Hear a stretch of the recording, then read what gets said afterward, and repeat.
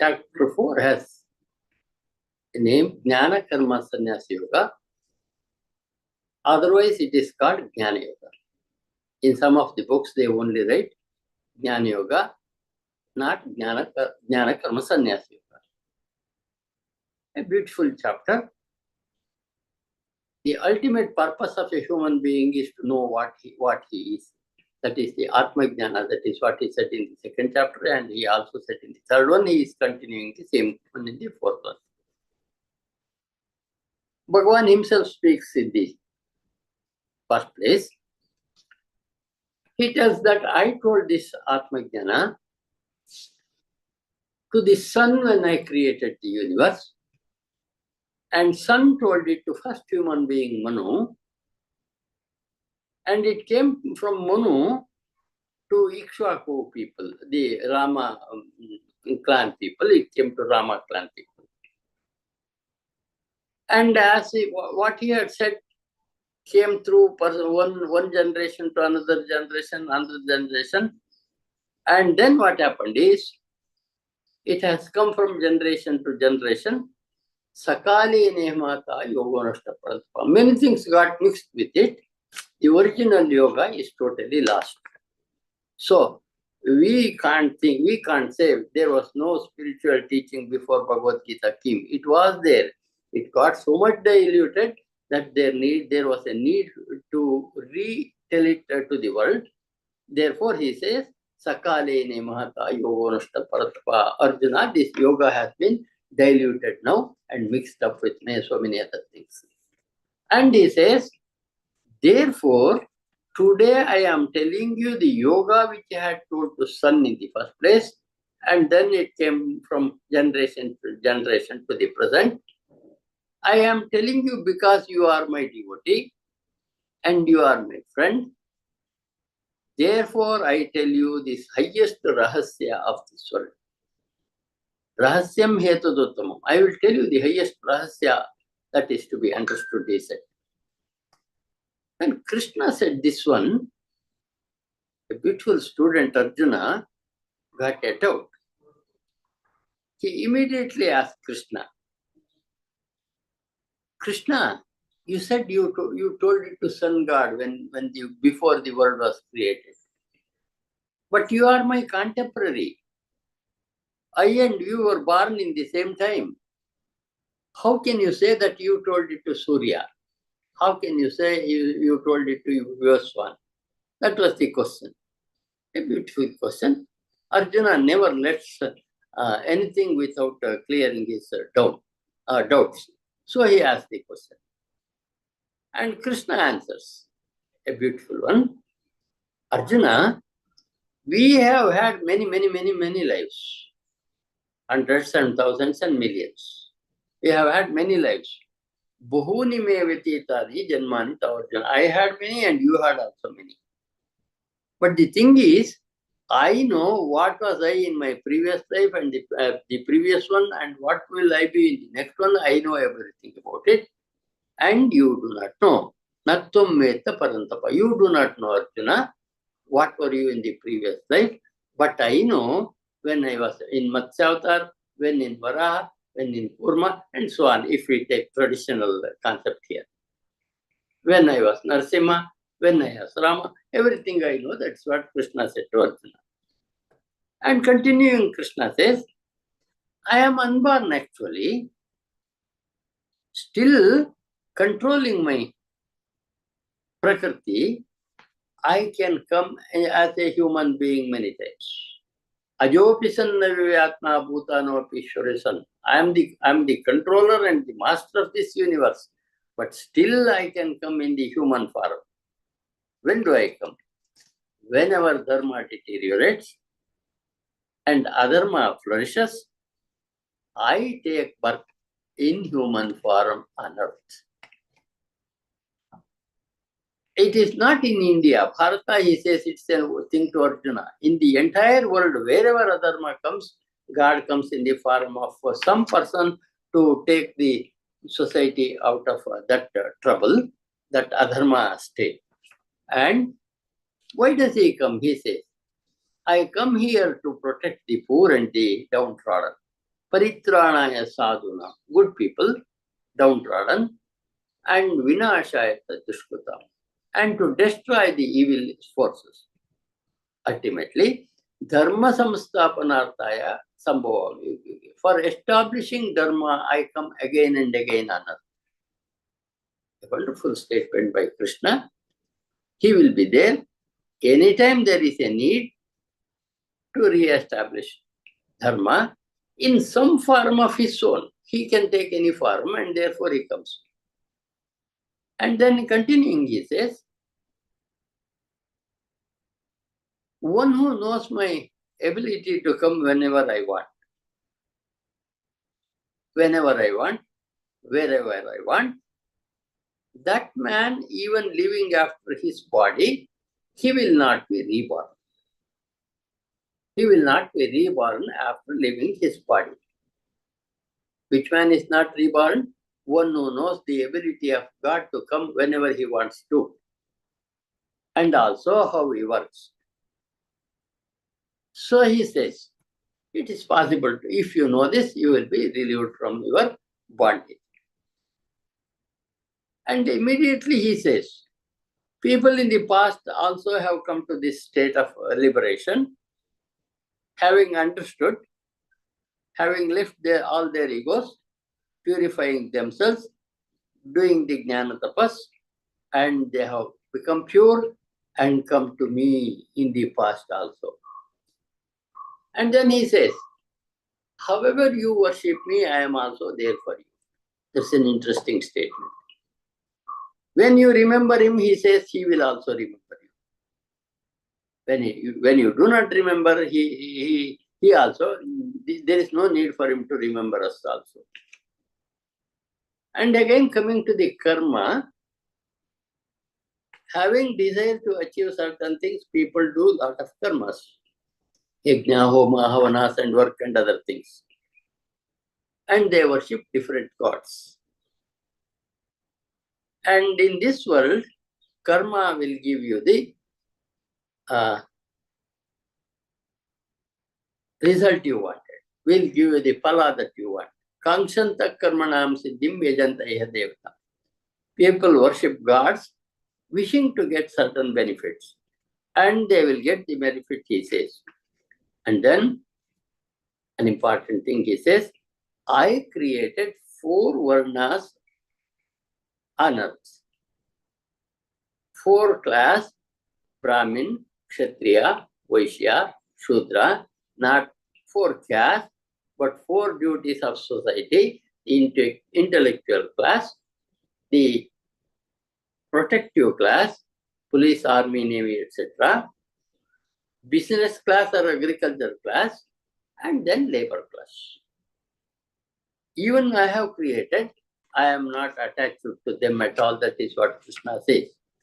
Because I am not bound by karmas at all. Namam karmani limpanti, name karmas pula. I don't have a desire to do anything, still I do it. When a man knows me of this quality, he will also be not bound by the karma. Yobi janati karma ve sanabhatyate. One who knows God in this way, he is not bound by karma, understands the way of God, he will also not be bound by the karma. In the past also, people did karma remembering this. Therefore, he advises Arjuna, remembering how they did in the past, you also do your karma, offer it at my feet. And at this point, he wants to tell us 3 things.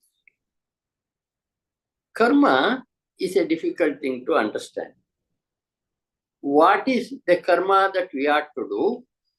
What is the karma that we must not fail to do, a karma? What is vikarma? What is bad karma? These are really difficult.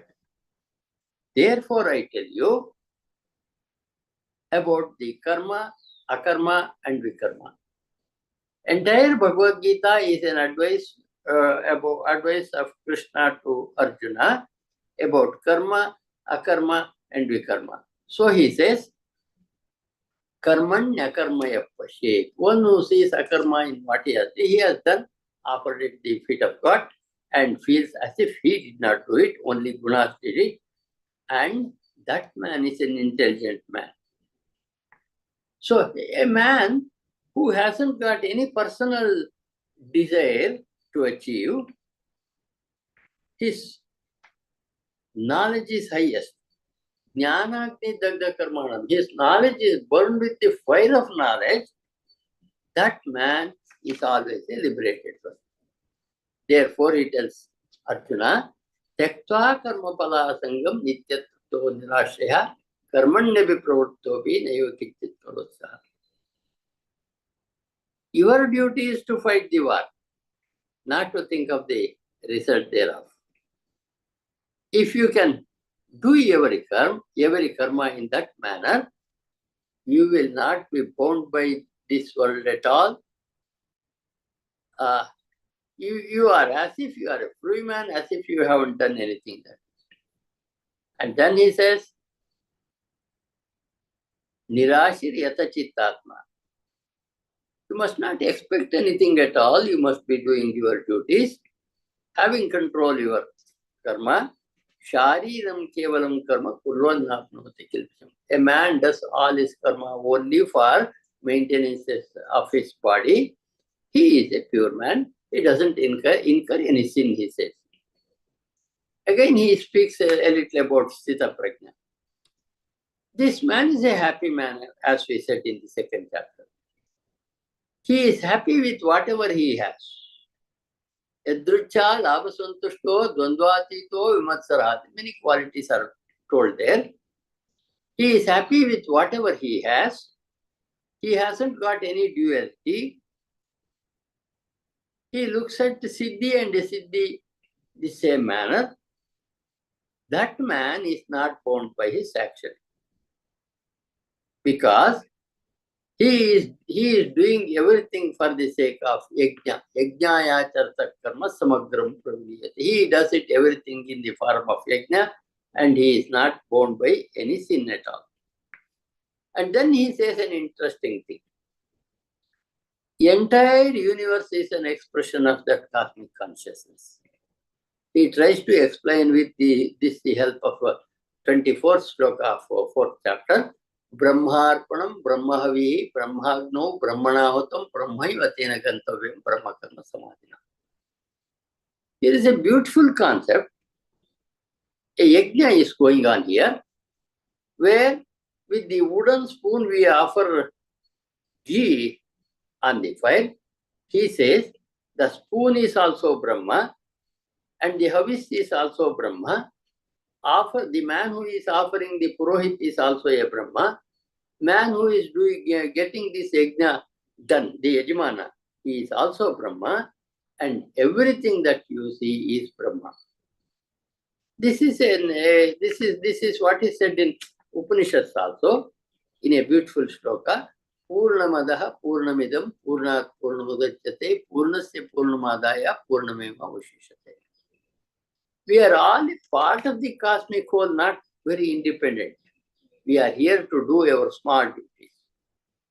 And when we do that in that manner, we will not be bound.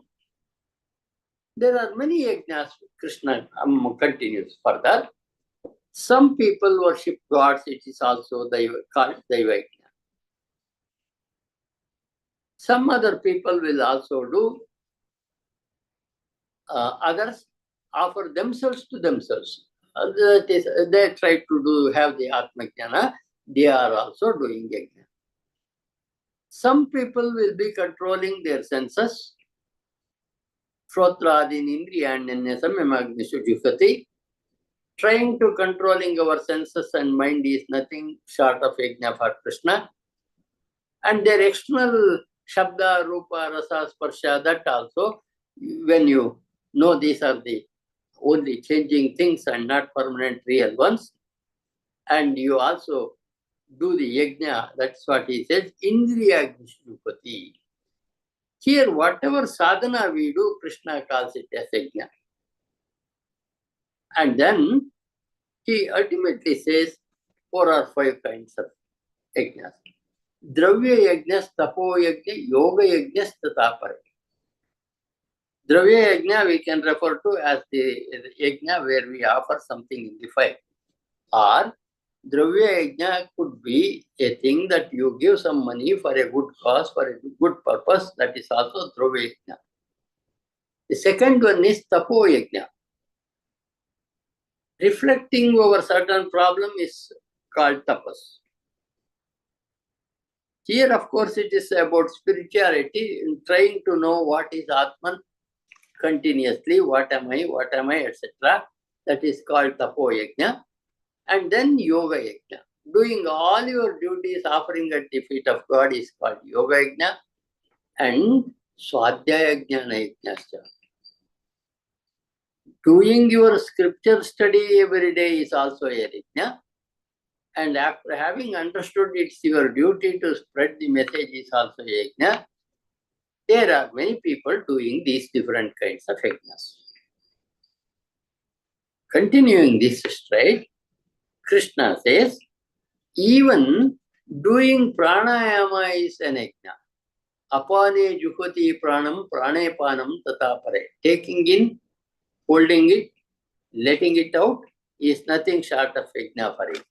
And some people do the other yajna of living with small amount of food. Niyatahara.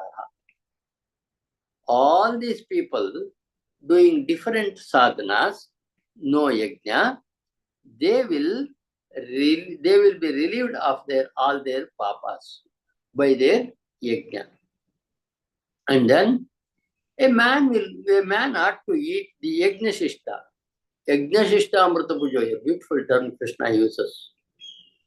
Whatever karma you do, say Krishna Arpana, offer at his feet or at the feet of your personal God, and then the result comes as a prasada, that is yajnashishta.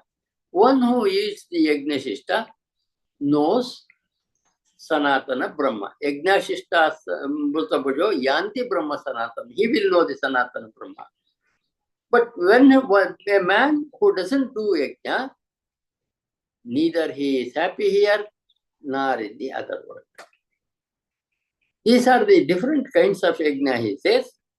They are all born of karma, one or the other way of doing karma. Having known this, you will also be relieved from your evil papa. That's what he said. Better than all yajnas, jnana is the ultimate one, he says. Shreyan dravyamaya yajna. They giving something to other people and so on and so forth, which we said in the earlier.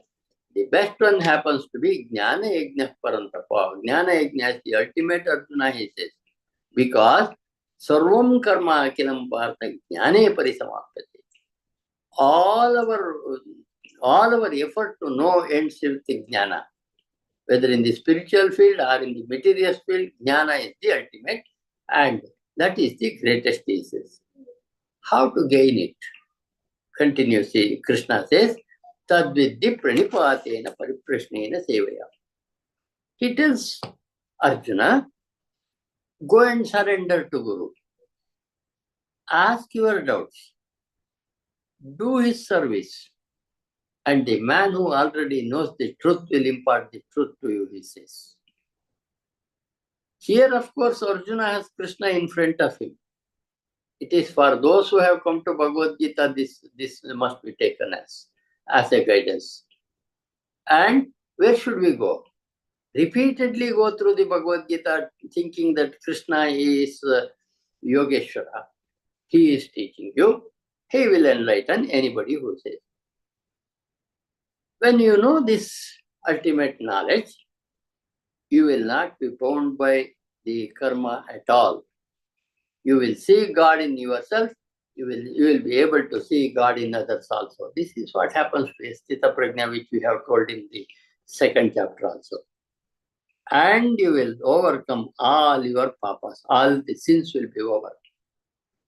And you will sit in the boat of knowledge and cross the world of bondage. Cross the world of bondage In this Jnana Pravenaiva, the boat of knowledge, you sit and pass it. How does it clear our evils? He gives an example. As in an yajna, the fire is burnt and made it pure and made it glowing when it becomes fire. So also Jnana will destroy all your evils. Jnanagni sarvakarmani bhasmasat kurute tata, he says. Jnana is nothing short of the great fire which can purify to the ultimate level.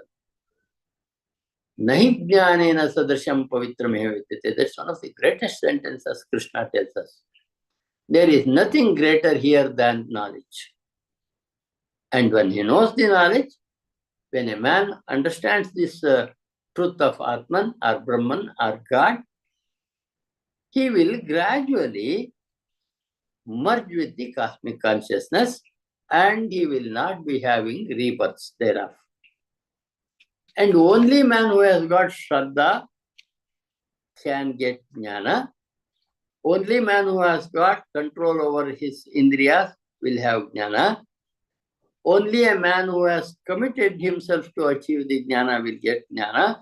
Shraddhavan labate Jnanam tatparaha samyatendriya. Must have commitment and also control over. And when you get the Jnana, you will get the greatest peace of mind at the earliest. Achirena gacchati, he says.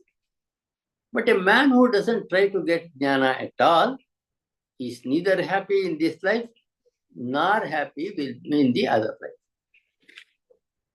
Ajnasya shraddhadanasya samshayatma vinashyati.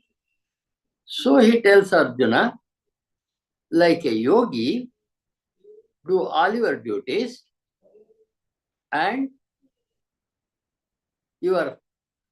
cut your ignorance with the knowledge of Jnana.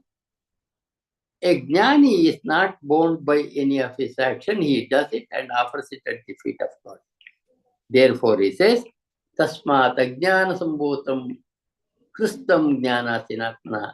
Arjuna, therefore, cut the Ajnana in you with the sword of Jnana and then get up to fight.